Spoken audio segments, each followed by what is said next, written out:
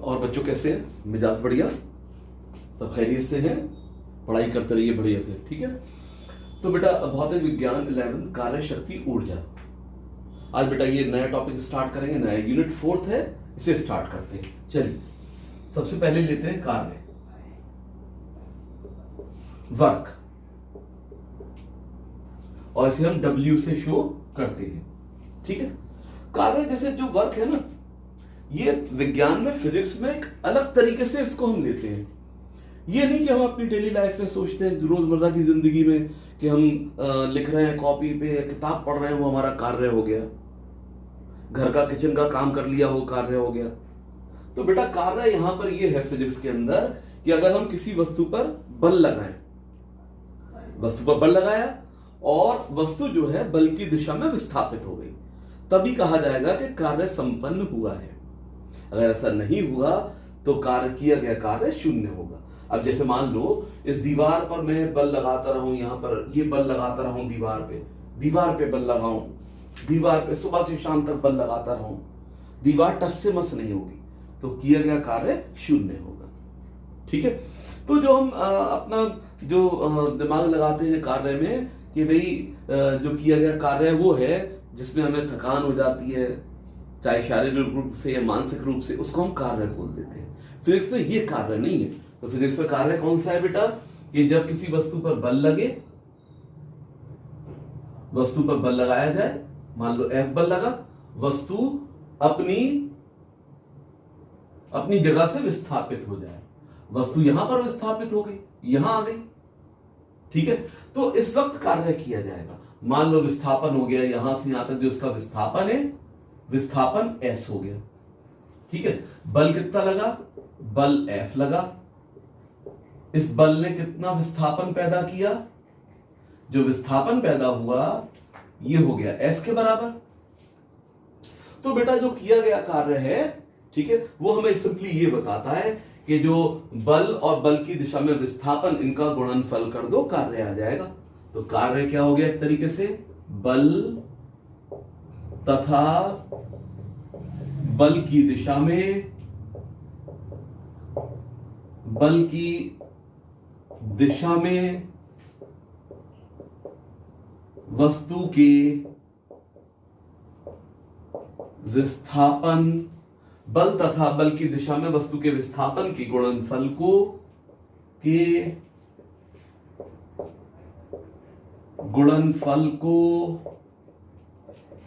कार्य कहते हैं। इसको क्या बोलते हैं? कार्य बोलते हैं, ठीक है। तो किया गया कार्य बेटा, कार्य बराबर बल गुणा बल की दिशा में विस्थापन। जैसे कि चित्र में यहां दिखाया जा रहा है कि भाई बल तो F है और विस्थापन कितना है? S। तो किया गया कार्य F गुणा S के बराबर होगा, ठीक है। अगर मैं सामान्यकृत और कर दूं इसको, तो ध्यान रखेंगे सामान्यकृत कैसे कर दूं। जैसे मान लो अब वस्तु ये रखी है, ठीक है, और बल की दिशा ये लगी, वस्तु पर बल इस दिशा में लगा और वस्तु मान लो आगे की तरफ चली गई, बल ये लगाया मैंने वस्तु पर और वस्तु आगे खिसक गई, तो वस्तु का विस्थापन हो गया ये हो गया बेटा विस्थापन S, ठीक है। बल और विस्थापन S, इनके बीच का कोण मैंने थीटा मान लिया। बीच का कोण कितना ले लिया? थीटा के बराबर। किसके बीच का कोण? F और विस्थापन के बीच का कोण, ठीक है। तो बेटा अब यहां डेफिनेशन क्या कह रही है? डेफिनेशन तो ये कह रही है बल और बल की दिशा में विस्थापन। तो मैं यहां बल निकाल लूं कि भाई विस्थापन की दिशा में बल क्या है। F को आप हमेशा मैं बताता हूं कि भाई A वेक्टर है, थीटा की दिशा में उसका वियोजित भाग A cos थीटा लिखा जाता है। तो F का थीटा की दिशा में वियोजित भाग क्या हो गया? F cos theta. अब F cos थीटा और S एक ही दिशा में है, तो किया गया कार्य F गुणा S cos थीटा। तो बेटा यहां पे हमारे पास फॉर्मूला आ गया, एक सामान्य फॉर्मूला हो गया Fs cos थीटा, किया गया वर्क डन। इसको बेटा में जैसे कहीं लिखा रहता है A dot B, A vector dot B vector, इसको हम क्या लिख सकते हैं? AB cos theta. कहीं ए बी कॉस थीटा लिखा है तो क्या लिख सकता हूं मैं इसको उल्टा A dot B. F S cos theta लिखा है तो उसको क्या लिख सकता हूं मैं एफ डॉट एस। नाउ बेटा इसके हम एसआई मात्रक को देखते हैं। एसआई मात्रक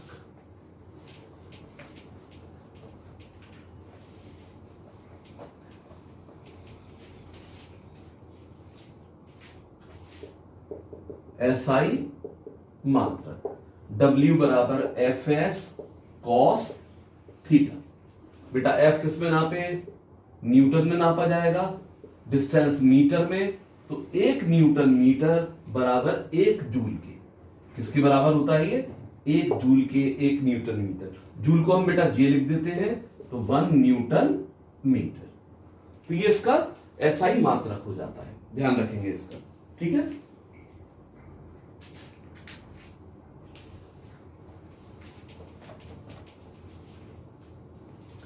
अब देखो ये तो सूत्र से हमने बल ज्ञात कर लिया, कभी कभी हम इसे ग्राफ और इंटीग्रेशन से भी निकाल लेते हैं, ठीक है। तो मान लो जैसे ग्राफ से किया गया कार्य, ग्राफ से किया गया कार्य निकालना, जो कार्य किया गया है ग्राफ की मदद से उसे निकालना, ग्राफ से किया गया कार्य निकालना। अब देखो जैसे x और f, f यहां पर क्या हो गया बल, x क्या हो गया विस्थापन,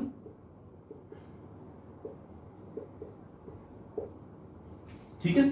अगर बेटा मेरे पास ऐसा ग्राफ आ रहा है तो ऐसे करके ले लीजिए, ये ग्राफ आ रहा है, ये विस्थापन x है, ये मूल बिंदु, ये f।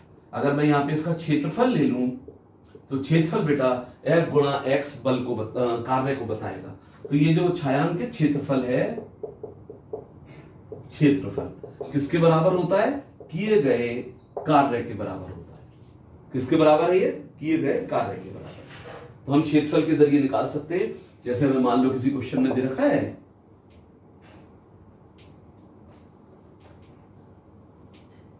ये बेटा x है, मीटर में दे रखा है विस्थापन, बल न्यूटन में दे रखा है, ये मेरे पास ऐसा ग्राफ आ गया ये करके। बड़ा इंपॉर्टेंट क्वेश्चन होता है। देखो यहां पर ये हो गया बल मान लो 10 न्यूटन, ठीक है, और ये हमारे पास है 4 मीटर और ये 6 मीटर और यहां पे ये -2 न्यूटन। अब ये कह रहा है कि वस्तु को 6 मीटर चलाने में किया गया कुल कार्य क्या होगा, यानी वस्तु को 6 मीटर चलाने में किया गया कार्य निकालो, किया गया कार्य निकालो। तो आसानी से निकाल सकते हैं इसे, बस क्षेत्रफल ले लीजिए। क्षेत्रफल लेते वक्त ध्यान रखिए नीचे वाला क्षेत्रफल चूंकि ये माइनस है तो ऋण लिखा जाएगा, बस इस बात का ध्यान रखेंगे। तो सबसे पहले इस त्रिभुज का क्षेत्रफल लीजिए, इस ट्राइंगल का क्षेत्रफल लीजिए, ठीक है। किया गया कार्य पूरा क्षेत्रफल लेना पड़ेगा हमें, ठीक है। इसका क्षेत्रफल लीजिए, हाफ गुणा लंबाई, लंबाई मान लो 10, चौड़ाई यानी 4, ठीक है, प्लस अब इसका क्षेत्रफल लो, यहां से ये क्षेत्रफल लो, अब ये क्षेत्रफल यानी 6 - 4 2 हो गई लंबाई और -2 ही चौड़ाई हो गई, 2 गुणा -2। अब देखो 2 से 2 दूनी 4 20 ये हो गया, -4 16 जूल। तो 16 जूल निकाल लेंगे यहां पर इस तरीके से, ठीक है।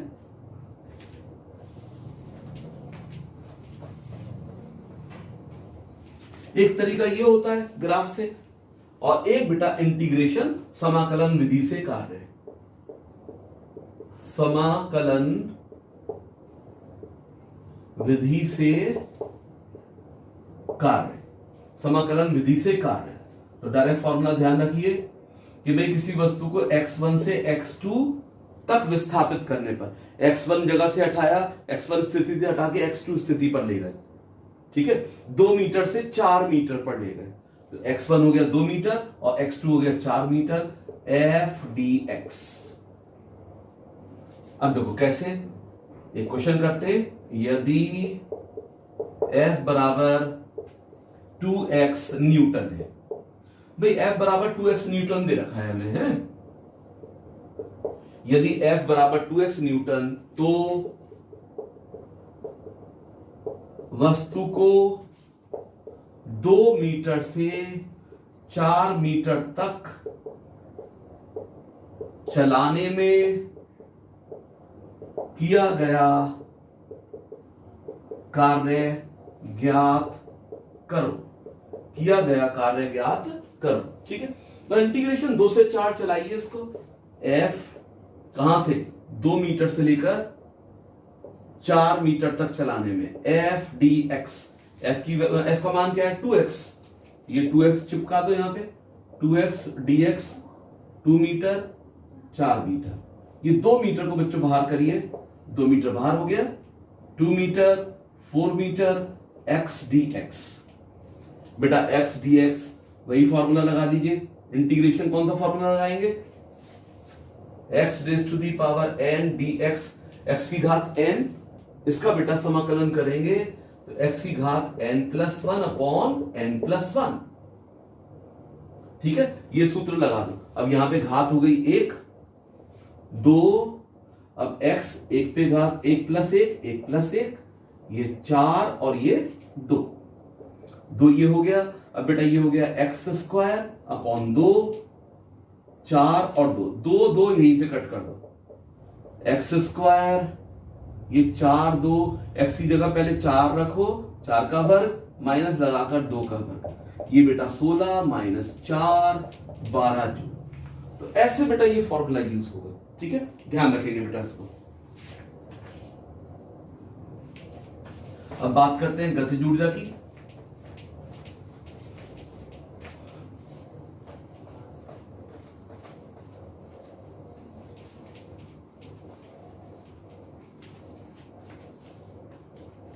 यानी ऊर्जा समझ लीजिए, ऊर्जा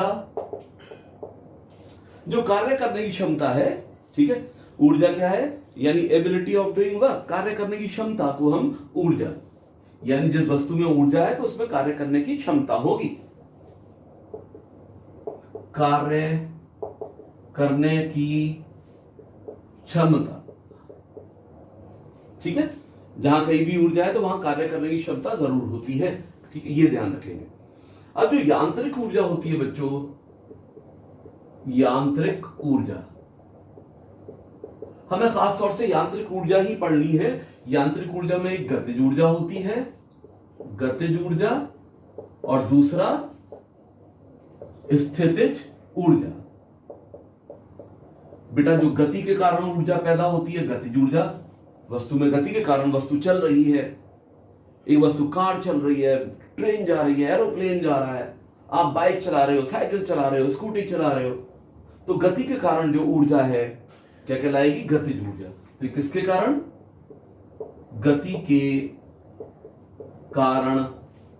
गति के कारण जो ऊर्जा होती है उसको हम क्या बोलते हैं, गतिज ऊर्जा। और जो स्थिति के कारण होती है, खास स्थिति के कारण, विशेष स्थिति के कारण, गुलेल में ऐसे पत्थर लेके ऐसे तान दिया, या तीर कमान, विशेष स्थिति हो गई, तनी हुई स्थिति, या किसी बॉडी को लेके ऊपर चढ़ गए, बिल्कुल छत पे 8-10 मंजिल के ऊपर चढ़ गए, गिराने के लिए तैयार हैं, या स्प्रिंग को दबाए हुए हैं। ठीक है, तो स्थिति, विशेष स्थिति, तो विशेष स्थिति के कारण, विशेष स्थिति के कारण उत्पन्न ऊर्जा स्थितिज ऊर्जा कहलाएगी। गति के कारण उत्पन्न ऊर्जा, ये छोटा वो ऐसे लगाना, उत्पन्न ऊर्जा। तो ये ध्यान रखेंगे इसके अंदर। तो अब गतिज ऊर्जा का जो सूत्र होता है, अगर हम गतिज ऊर्जा को देखें, m द्रव्यमान की वस्तु v वेग से चल रही है, तो गतिज ऊर्जा बेटा काइनेटिक एनर्जी k से लिख देते, k बराबर ½ mv², ये इसका सूत्र होता है। अब स्थितिज ऊर्जा कई प्रकार की हो सकती है, जैसे गुरुत्वीय स्थितिज ऊर्जा, गुरुत्वीय स्थितिज ऊर्जा, एक प्रत्यास्थ स्थितिज ऊर्जा होती है, या स्प्रिंग की स्थितिज ऊर्जा, स्प्रिंग की स्थितिज ऊर्जा, तार की, स्प्रिंग की प्रत्यास्थ स्थितिज ऊर्जा है ये, प्रत्यास्थ स्थितिज ऊर्जा।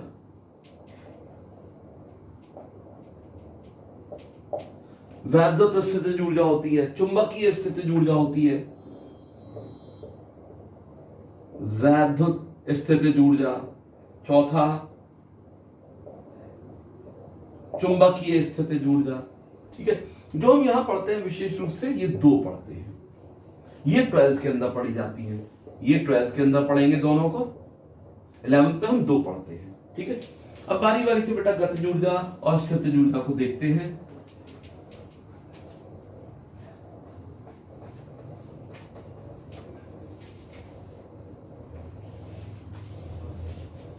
गतिज ऊर्जा,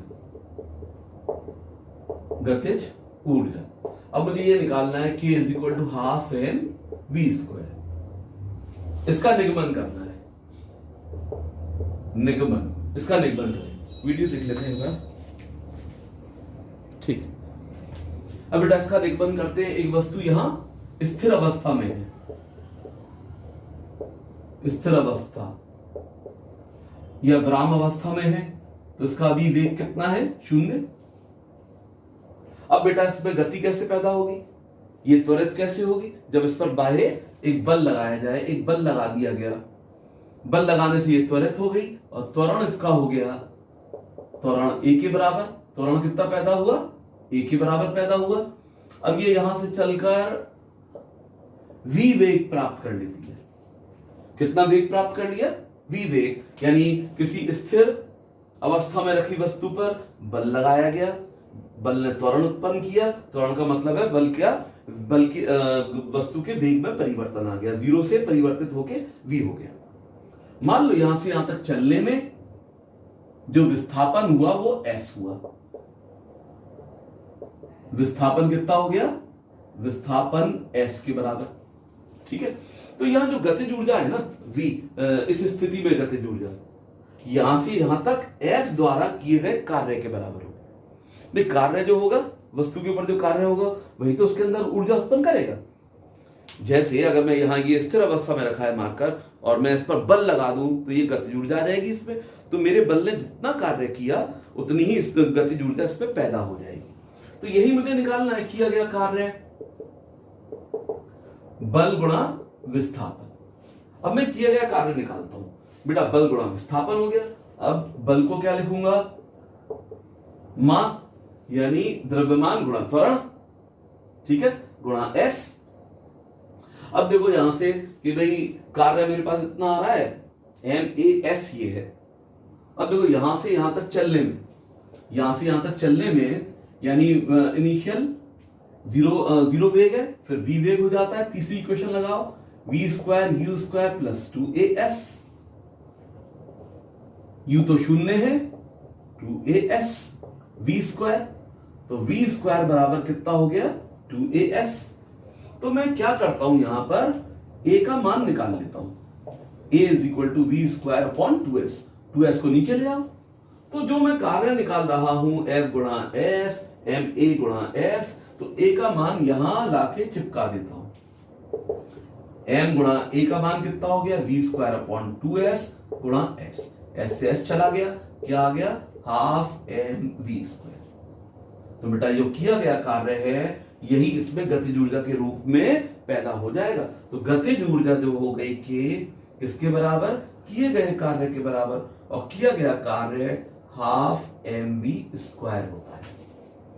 ठीक है, यही बेटा एक चीज लिख सकता हूं मैं, कार्य ऊर्जा प्रमेय। तो गतिज ऊर्जा का निगमन ऐसे करेंगे। अब कार्य ऊर्जा प्रमेय,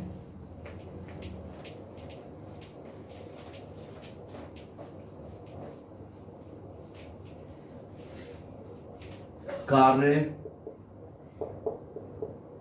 ऊर्जा, कार्य ऊर्जा प्रमेय, ठीक है, वर्क एनर्जी थ्योरम। अब देखो सीधी सी बात है, एक बच्चा जैसे छोटा सा साइकिल चलाता हुआ आगे जा रहा है आप पीछे से आए, पीछे से और तेजी से उसे धकेल दिया, तो उसकी गतिज ऊर्जा में परिवर्तन आ जाएगा। आप जो कार्य करेंगे बच्चे पर वो किस रूप में, यानी उसकी गतिज ऊर्जा को बढ़ा देगा। यही ये थ्योरम कह रही है, यही ये प्रमेय कह रही है। किसी वस्तु पर कार्य करोगे तो उसकी गतिज ऊर्जा में बढ़त हो जाएगी। जितनी गतिज ऊर्जा में वृद्धि होगी वो किए गए कार्य के बराबर होगी। तो किया गया कार्य, किसी वस्तु पर किया गया कार्य, ठीक है, उसकी गतिज ऊर्जा के परिवर्तन के बराबर होता है। उसकी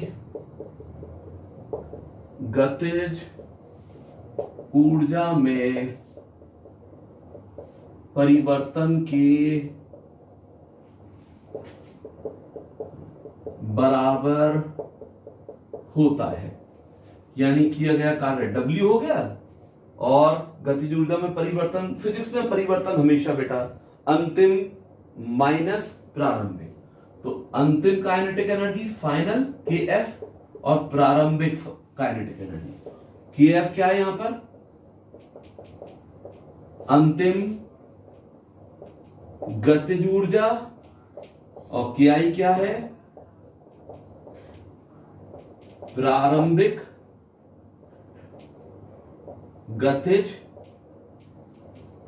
गतिज ऊर्जा। ठीक है, इसको मैं ऐसे भी लिख सकता हूं बेटा, डेल्टा के, डेल्टा मतलब अंतर, परिवर्तन। तो इसको मैं निगमित कर सकता हूं, इसको निगमन, तो इसको निगमन करना बड़ा आसान है, बहुत आसान से निगमन कर सकते हैं। और इंपॉर्टेंट क्वेश्चन होता है, जनरली स्कूलों के अंदर सामान्यतः पूछा जाता है। तो बेटा तीसरी इक्वेशन ऑफ मोशन से, थर्ड समीकरण, यानी थर्ड गति की तीसरी समीकरण से, गति के तीसरे समीकरण से, भाई गति का समीकरण क्या है v², तीसरा गति का समीकरण v²u² + 2as, ये है। ठीक है, u² को इधर ले आओ, u² को इधर ले आओ, v² - u² 2as, ये समीकरण आ गई। ठीक है, अब पूरी समीकरण में क्या करो, m/2 से गुणा कर दो, m/2 से गुणा कर दो। यहां पे, यहां गुणा करोगे ½ mv², यहां गुणा करोगे ½ mu², 2as गुणा ½ m, 2 से 2 चला गया। ठीक है, अब यहां पे देखो ma एक साथ लिख दो, ma एक साथ लिख दो, s ये लिख दो। अब ma यानी F, अब बल गुणा विस्थापन F गुणा S, किया गया कार्य तो आ गया बेटा। अब ये क्या हो गया, ½ mv², अंतिम गतिज ऊर्जा, ½ mu², आरंभिक गतिज ऊर्जा, और ये किया गया कार्य। तो अतः W = KF - KI, या चेंज इन काइनेटिक एनर्जी। तो ऐसे बेटा मैं इसको निगमित कर सकता हूं, तो ध्यान रखेंगे इस बात को।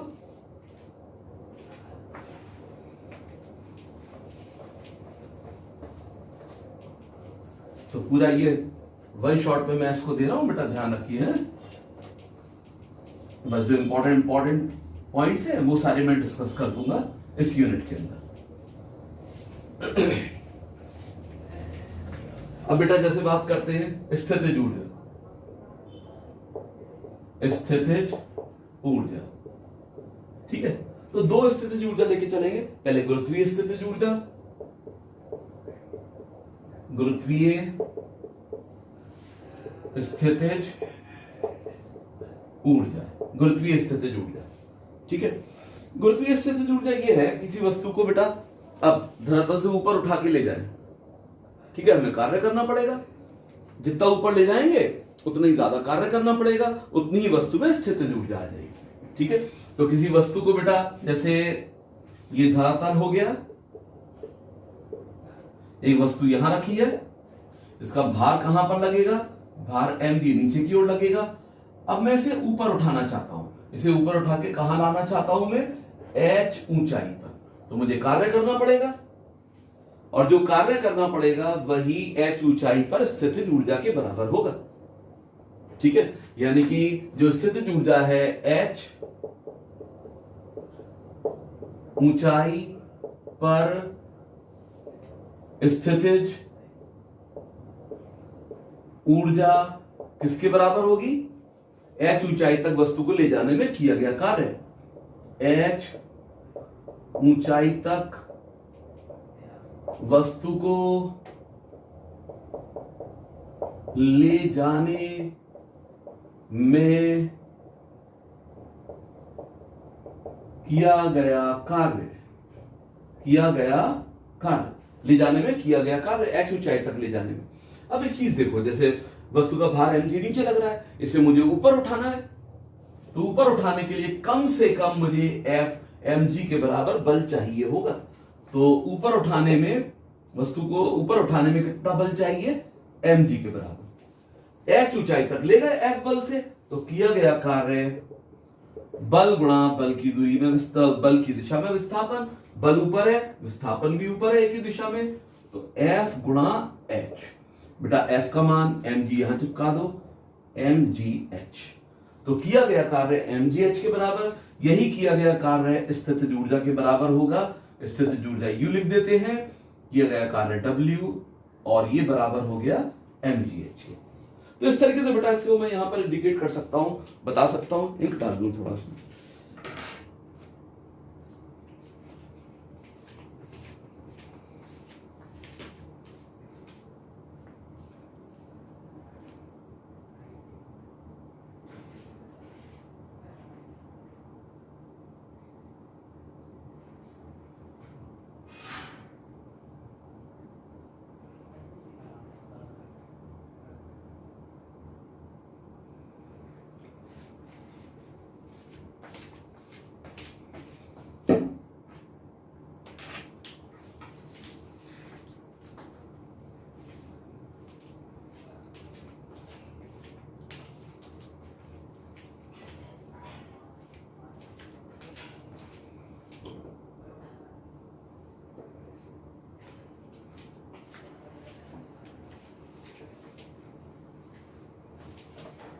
अब मान लो जैसे इसको मैं यूज कर सकता हूं, इस सवाल को, मतलब इस कंसेप्ट को क्वेश्चन में कैसे यूज कर सकता हूं।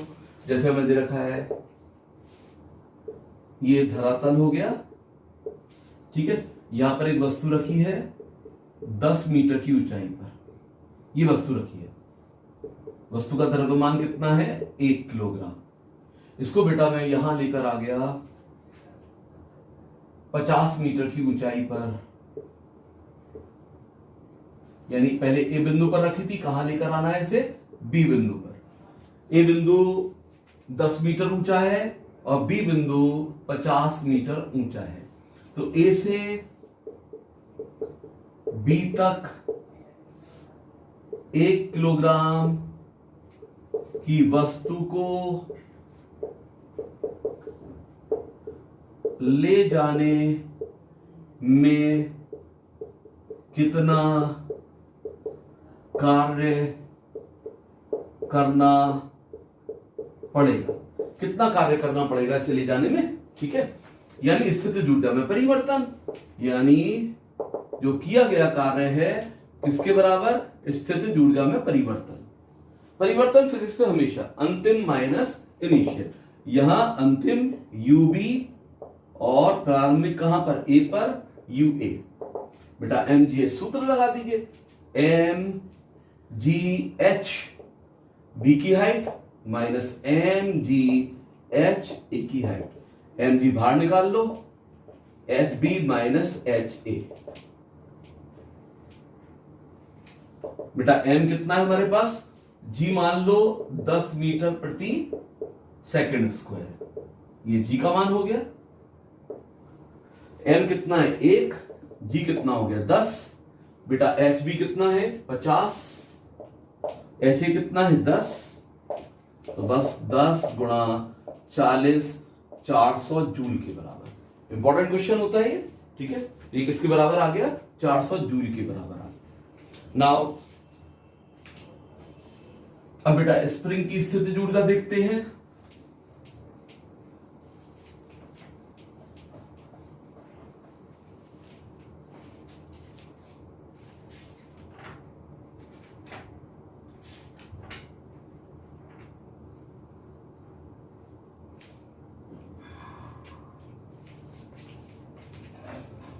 नंबर 2, स्प्रिंग की स्थितिज ऊर्जा। ठीक है, जैसे बेटा एक स्प्रिंग है, अब इसको मैंने लटका के ऐसे ही नॉर्मल छोड़ दिया है। अभी अपनी ये नॉर्मल अवस्था में सामान्य लंबाई है, अभी सामान्य अवस्था में है, सामान्य अवस्था। अब मैंने क्या किया, और करेंगे बेटा, एक यहां पर पिंड लटका दिया, एक द्रव्यमान लटका दिया, तो ये खिंच जाएगा। यहां पर क्या हो गया, ये खिंच गया x। बल मान लो F लगा, अगर मैं बल का मान बढ़ा दूं x और ज्यादा हो जाएगा। 2 पिंड लटका दूं तो ये 2x हो जाएगा। 3 पिंड लटका दूं बराबर बराबर 3x हो जाएगा। एक तरीके से F किसके समानुपाती, x के समानुपाती। ठीक है, तो F बराबर बेटा मैं लिख सकता हूं kx, एक नियतांक लगा दिया। ये बेटा स्प्रिंग नियतांक कहलाता है, स्प्रिंग या बल नियतांक, या बल नियतांक, स्प्रिंग या बल नियतांक कहते हैं। ठीक है, तो k बराबर एक तरीके से हो गया F बटा x। अगर मुझे इसका SI मात्रक चाहिए, k का SI मात्रक चाहिए, तो क्या F न्यूटन में हो गया, x मीटर में हो गया, तो न्यूटन पर मीटर। अगर मैं ग्राफ खींचूं, एक नंबर में पूछा जाता है बेटा F ये ले लूं, x ये ले लूं, भाई F x के समानुपाती है, तो ये ऐसे एक स्ट्रेट लाइन आ जाएगी। ये स्ट्रेट लाइन आ गई यहां से। ठीक है बेटा, Fx में किया गया कार्य कैसे निकालते हैं, Fx ग्राफ का किया गया कार्य क्षेत्रफल से निकालते हैं। तो मैंने कहा कि भाई यहां पर इस जगह पर ये x है और ये F है, F बल, ये क्या हो गया, विस्थापन, स्प्रिंग के अंदर विस्थापन। ठीक है, स्प्रिंग का विस्थापन। तो बेटा अब यहां पे ये ग्राफ आ गया। अब मैं ये एरिया निकालूं, ये क्षेत्रफल क्या होगा, जो क्षेत्रफल होगा किए गए कार्य के बराबर होगा। क्षेत्रफल किया गया कार्य बेटा हाफ बेस हाइट। अब मैं ये O, A और B मान लेता हूं बेटा। हाफ बेस हो गया OB, हाइट हो गई AB, हाफ OB x के बराबर, AB F के बराबर। F बेटा किसके बराबर, F is equal to KX। F is equal to KX यहां चिपका दो, क्या आ गया, हाफ KX स्क्वायर। तो किया गया कार्य हाफ KX स्क्वायर के बराबर हो गया। यही किया गया कार्य स्प्रिंग में स्थितिज ऊर्जा के रूप में भर जाएगा। तो अतः U इज इक्वल टू किया गया कार्य half KX square, half KX square, ये आ गया। इंपॉर्टेंट सूत्र बन जाता है ये। ठीक है ना,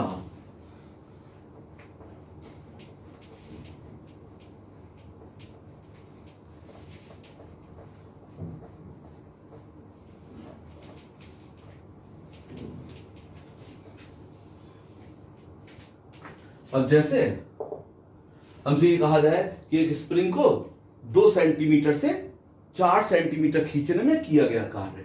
ठीक है, किसी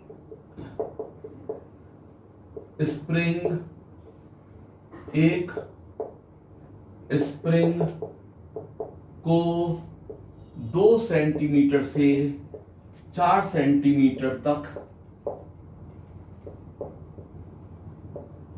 खींचने में किया गया कार्य निकालो यदि K बराबर 10 न्यूटन पर मीटर। यदि K बराबर कितना है, K बराबर 10 न्यूटन प्रति मीटर है।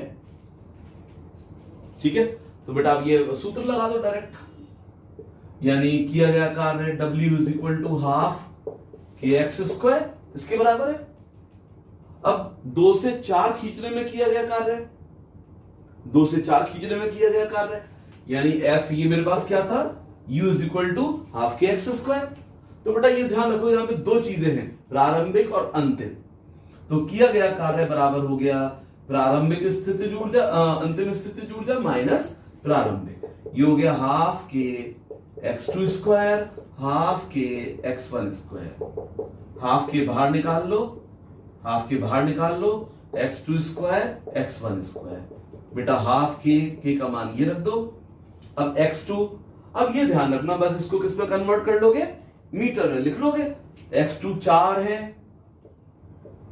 4 इंटू 10 की घात माइनस 2 वर्ग करना है मुझे, x स्क्वायर माइनस फिर क्या है ये x1 2 है, 2 इसे भी मीटर में लिख लो, इसका स्क्वायर। तो बस बेटा यहां से 2 5 बार कट गया, 5 गुणा, अब ये हो गया 16 10 की घात माइनस 4, 4 10 की घात माइनस 4, बेटा ये 12 कितना आ गया यहां लिख दे। तो किया गया कार्य ये हो गया 5 गुणा 12 10 की घात माइनस 4, 60 गुणा 10 की घात माइनस 4, बेटा 6 गुणा 10 की घात, एक इधर चली गई तो माइनस 3 जूल। इतना कार्य करना पड़ेगा, ठीक है, ये ध्यान रखेंगे। नाउ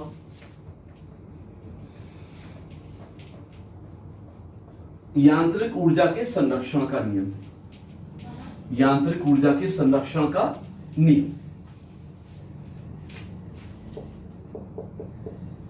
यांत्रिक ऊर्जा के संरक्षण का नियम,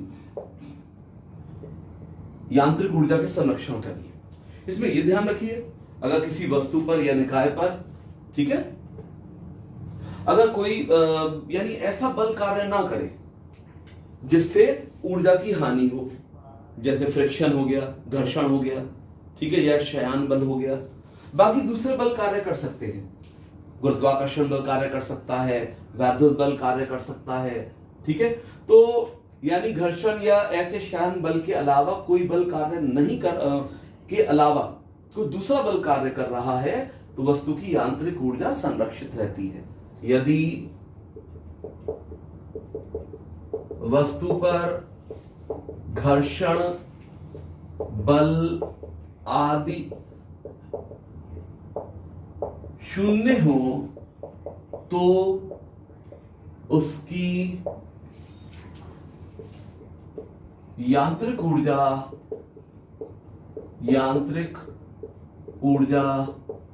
संरक्षित रहती है, यांत्रिक ऊर्जा संरक्षित रहती है। यानी यांत्रिक ऊर्जा, यानी कि यांत्रिक ऊर्जा में कौन कौन, काइनेटिक एनर्जी और पोटेंशियल एनर्जी, ये कैसी रहेंगी, नियत रहेंगी। तो इससे एक चीज और पता चलती है बच्चों, K प्लस यू नियत है, अगर कहीं K घटता है तो U बढ़ने लगता है, तभी तो इनका योग नियत रहेगा। जहां कहीं K बढ़ता है तो U क्या होने लगेगा, घटने लगेगा, तभी तो यहां बैलेंस बनेगा, ठीक है। अब जैसे यहां पर मैं बात करूं, एक मैं सरल लोलक ले लूं, अब इसको बेटा मैं यहां पे ले जाके इधर छोड़ देता हूं। अब ये नीचे आया, नीचे आके मध्य अवस्था में तो रुकेगा नहीं, ये आगे निकल जाएगा, अधिकतम विस्थापन की स्थिति में आ गया।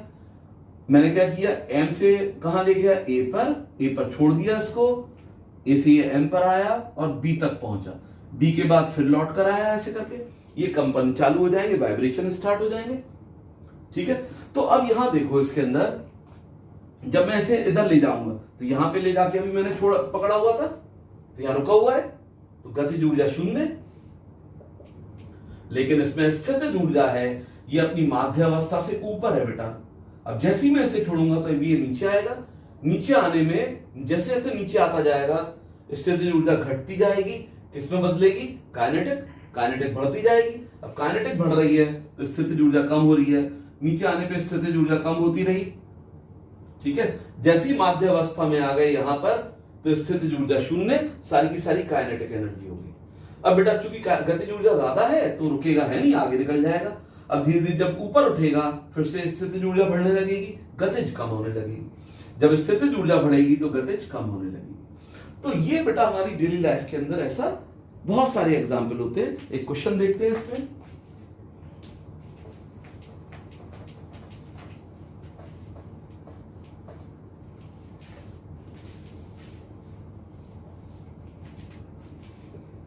अब यही ले लेते हैं सरल दोलक।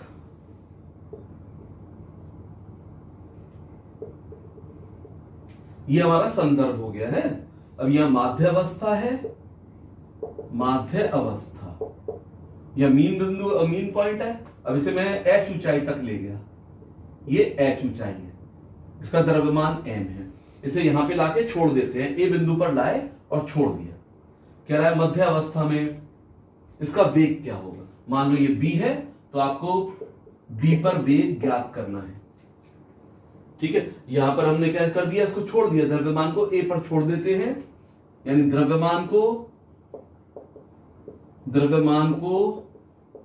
a पर लाकर छोड़ देते हैं,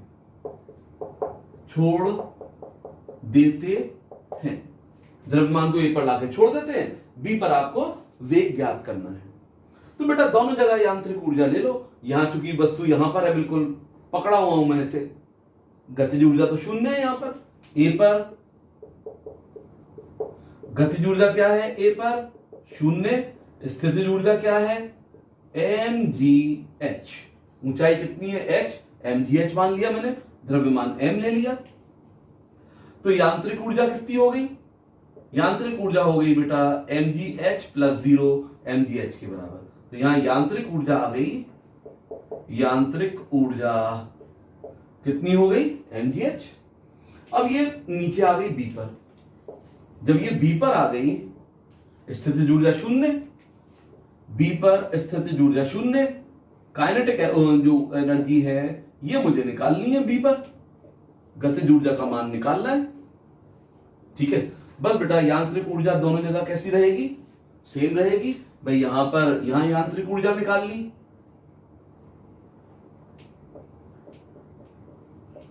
यांत्रिक ऊर्जा इन दोनों को जोड़ दिया मैंने, ये kb प्लस 0 यानी kb के बराबर। यांत्रिक ऊर्जा दोनों जगह समान है, बराबर रख दिया, तो kb बराबर mgh। अब kb यहां पर मान लो वेग, वेग इसका है vb, कितना वेग है यहां पर, vb के बराबर। kb को लिख सकता हूं मैं हाफ m vb का वर्ग mgh, m से m ये चला गया, 2 को उधर ले जाओ, 2gh vb का वर्ग, तो vb बराबर अंडर रूट ऑफ 2gh। तो ऐसे बेटा यहां पे मैं लिख सकता हूं। ठीक है, एक चीज और देख लें यहां पे, संरक्षी और असंरक्षी बल।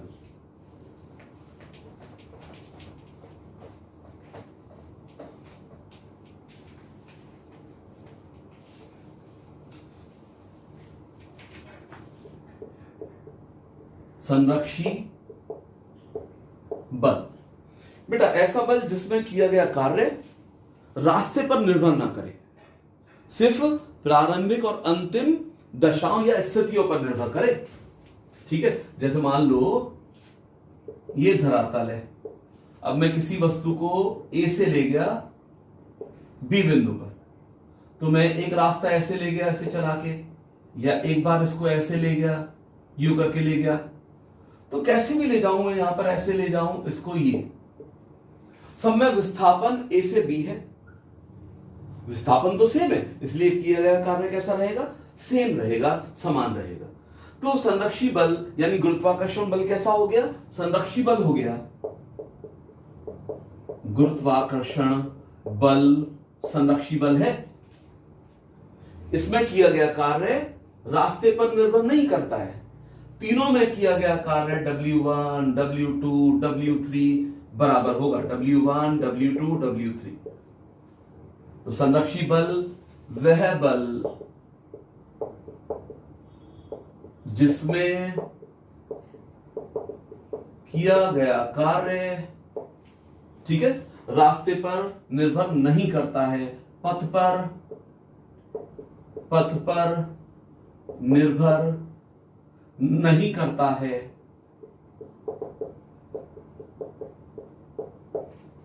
वह बल जिसमें किए गए कार्य पथ पर निर्भर नहीं करता है क्या कहलाता है, संरक्षी बल कहलाता है। इसको क्या बोलेंगे, संरक्षी बल बोलेंगे। अब एक होता है असंरक्षी बल। असंरक्षी बल, इसमें किया गया कार्य रास्ते पर निर्भर करता है, जैसे कि घर्षण बल। मान लो अगर यहां पर किसी तल में, जैसे इस बोर्ड के तल में ए से बी तक अगर मैं वस्तु को चलाता हूं, ये चलाता हूं ढक्कन यहां पर, या इस रास्ते पे चलाता हूं, इस रास्ते पे चलाता हूं, तो अलग अलग रास्ते पे किया गया कार्य अलग अलग होगा, क्योंकि घर्षण बल भाई जितना लंबा रास्ता होगा घर्षण बल ज्यादा होगा, यानी इस रास्ते में घर्षण बल ज्यादा लगेगा क्योंकि रास्ता ज्यादा है, इसमें कम लगेगा। यहां W1 यहां पर W2, तो W1 W2 से बड़ा होगा। ठीक है, तो ध्यान रखिए जो घर्षण बल है असंरक्षी बल है, इसमें किया गया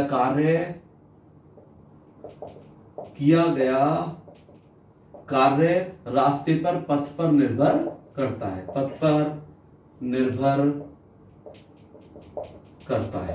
ठीक है, तो बेटा ये चीजें आप ये वन शॉट के हिसाब से ध्यान रखिए। चाहे तो एक पॉइंट और ध्यान रख लीजिएगा इसमें अंतिम बिंदु कि भाई जो शक्ति होती है किया गया कार्य बटे समय होती है, या कार्य करने की दर क्या कहलाती है, शक्ति पावर P से लिखते हैं, कार्य करने की दर यानी कार्य बटे समय, कार्य बटे समय जो होगा ये क्या कहलाएगा, पावर शक्ति कहलाएगा, यानी P is equal to W upon T। ये क्या हो गई, ये शक्ति हो गई, SI मात्रक,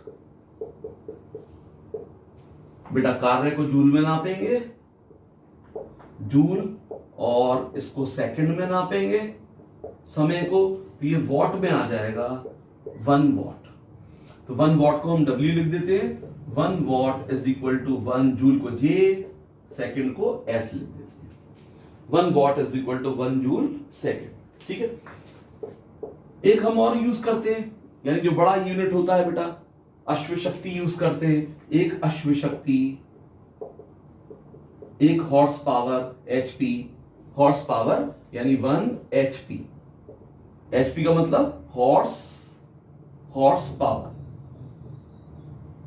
तो 1 अश्व शक्ति 746 वॉट के बराबर होता है।